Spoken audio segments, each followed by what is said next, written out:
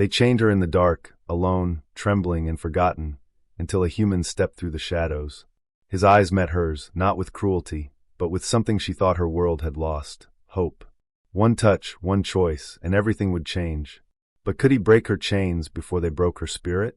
The cold metal rang with every step, chains dragging along the floor, each clatter echoing like a cruel reminder that she was no longer free.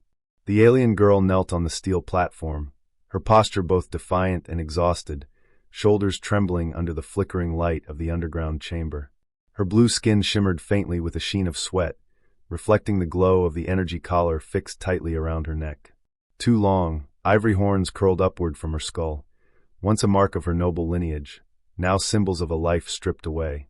The human stood at the edge of the chamber, his expression unreadable, but his presence commanding the attention of the watching crowd. These weren't ordinary buyers. They were scavengers, opportunists from a fractured galaxy where sentient life was traded like ore. Yet his gaze wasn't like theirs. He didn't leer. He didn't gawk. He looked at her as though she was more than the trembling form forced to kneel under the biting chill of this auction cell. She dared a glance upward, her teal eyes glimmering with the faintest spark of hope, immediately replaced by fear when the collar hissed, warning her not to rise any higher. She flinched, lowering her gaze again, clutching at the rough fabric clinging to her frame. It was little more than a torn garment, frayed around the edges, but she gripped it tightly, guarding what little dignity she had left. The auctioneer's voice cut through the air, rough and guttural. Next specimen, prime breeding stock, strong musculature, healthy vitals. Opening bid. The human raised a hand before the words could finish. I'll take her. The room stilled, murmurs spreading like smoke. No one purchased at full claim.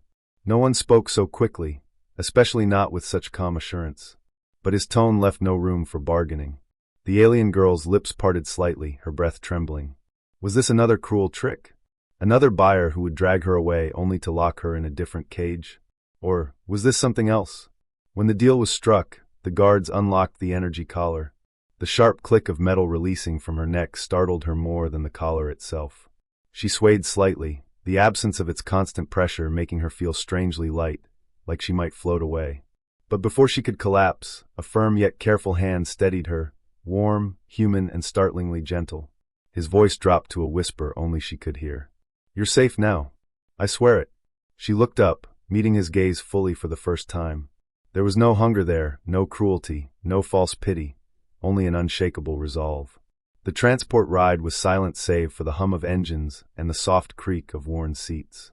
She sat curled in the corner, arms wrapped tightly around herself, watching the stars streak by through the viewport.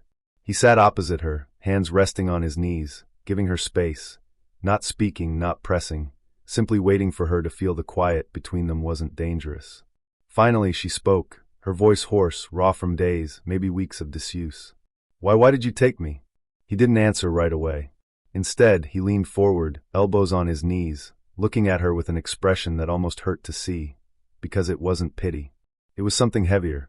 Because I couldn't stand there and do nothing, he said simply. Not after seeing you like that.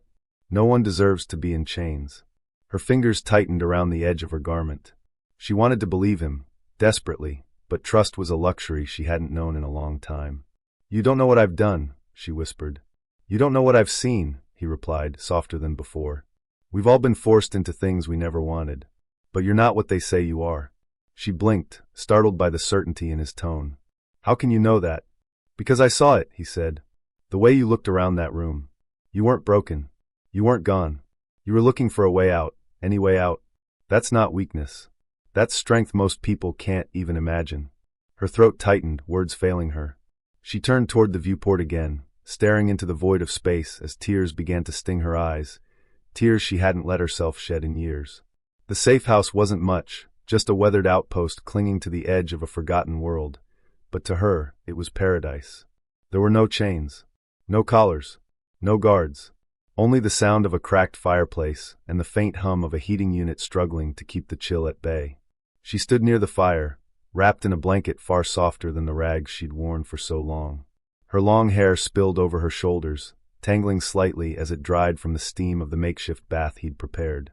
She hadn't asked for it. She hadn't known how to. But he'd set it up anyway, leaving her space to clean herself, quietly, respectfully, like it was the most normal thing in the galaxy. When he returned with a tray of warm food, her stomach betrayed her, growling loud enough to make her freeze. He didn't comment, only set the tray near her and stepped back. "You don't have to thank me," he said softly, noticing the way her lips trembled as if trying to form the words. "Just eat. Rest. The rest can come later." For a long moment, she stared at the plate, then at him, then back again. And when she finally reached for the food, it wasn't hunger that made her hands shake. It was the realization that she wasn't dreaming.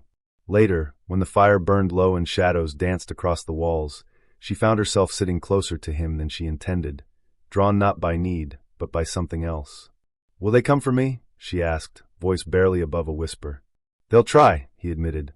"But they'll find out the hard way I don't let go of what I've saved." Her chest tightened, not from fear, but from something she couldn't name. A warmth blooming where there had only been cold for so long.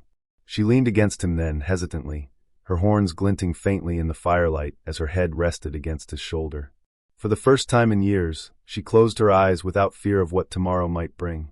And he sat there, still, quiet, unshakable, like a shield against the universe that had taken so much from her.